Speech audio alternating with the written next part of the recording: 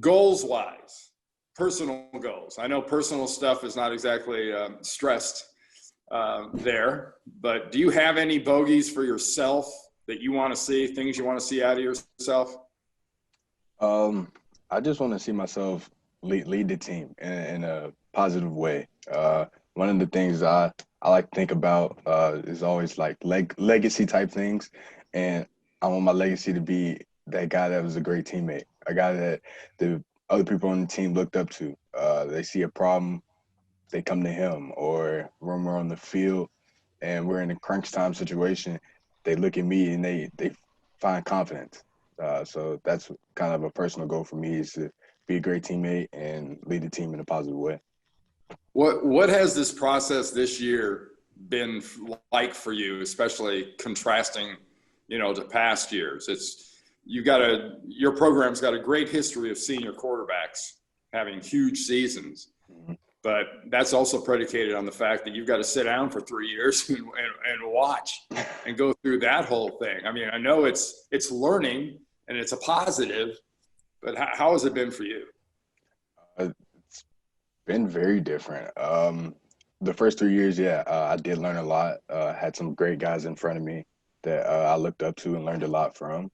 But this year, I came in and had fun with it, especially in the midst of a pandemic. You never know when it's going to be your last day. So I definitely made sure that came out, had fun with every day, and things started to fall my way and took advantage of the opportunity. Coach Jasper mentioned several times here the last week or so about, your decision making and your techniques and your footwork and all that. How does that, from your standpoint, how does that suddenly kind of click? From the decision making standpoint, I think that's maturity. When you're young and you come in, you think you can make every throw, make everybody miss. But as you start to grow, start to learn the system more, you can make better decisions, trust the people around you. If it's the home run ball isn't there, come down to the check down. The footwork, I think that's just repetition. Footwork is just doing it over and over again and getting comfortable with it.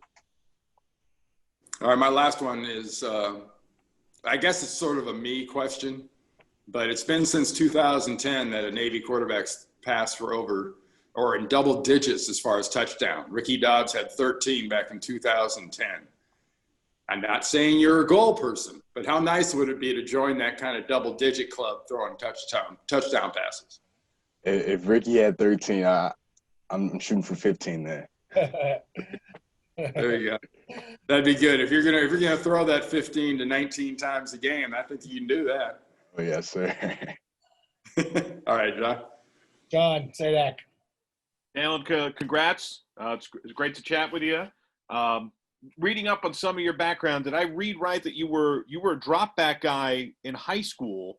What was that learning progression like to get to this point in an option offense over this elongated span? Oh yeah, I was a pro style guy in high school. My senior year, I didn't take one snap under center, so that getting back to that under center, it was a big learning curve, especially coming in as a freshman. Big learning curve. Just had trouble even taking snaps. So there was a huge learning curve coming in, and like I said, over time, things start to click. Did I also read right that you took a recruiting trip to Alabama? Was that as a quarterback? Can you expand upon what that was like? Yes, sir, I did. It was as a quarterback. It was a regular trip. I think we saw MTSU play. And it was a cool trip. Were there any other schools that came down to it for you outside of Navy when you ultimately made your choice? My final three was North Alabama, Alabama A&M, and Navy. In terms of getting this starting quarterback nod as of now, I know camp is a fluid thing, but when did you find out? How did they tell you? Is it a one-on-one thing? Is it in front of the team? Whatever you can share about what that dialogue was like.